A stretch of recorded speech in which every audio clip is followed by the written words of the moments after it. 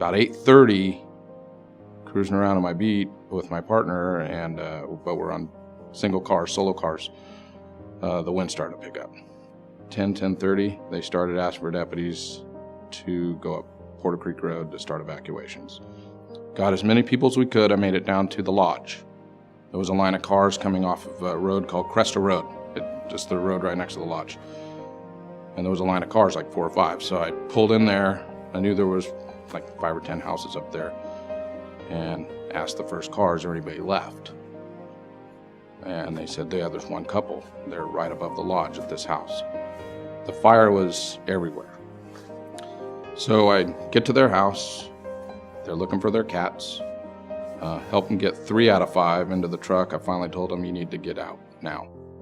They follow me down the hill. And it's like, I think it was 1 or 2 cars parked on a turnout. So I stopped. I told the guy, he goes, I don't think we can make it. I said, okay, hold on, let me stay here. Don't let anybody pass. And let me go down the road.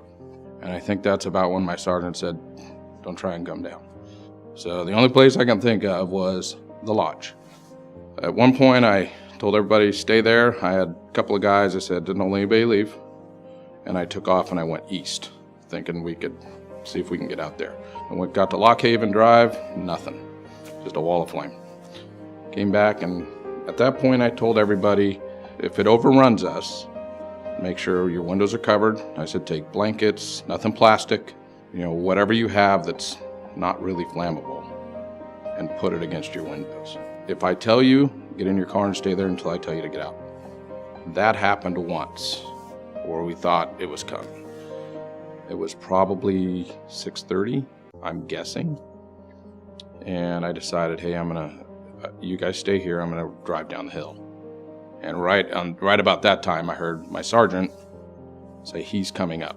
So we put everybody in a car. My sergeant went in the front, I went in the rear, and put everybody in between us. And my sergeant just says, follow exactly if I go left, you guys all go left. Just follow the car in front of you. It was pitch black, fire still burning on either side, a house burning here and a house burning there, and burning stumps in the middle of the road, and power lines down. And so we threaded the needle all the way down. So once we got down the hill, I went home, hugged my wife and kids, didn't really tell her what happened, and then left. Went back to work for about 3 more hours until they told me to go home. Went home, didn't sleep, came back to work.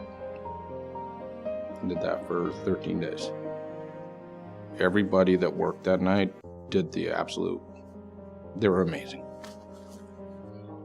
I'm thankful more people didn't die. We thought it would be in the hundreds.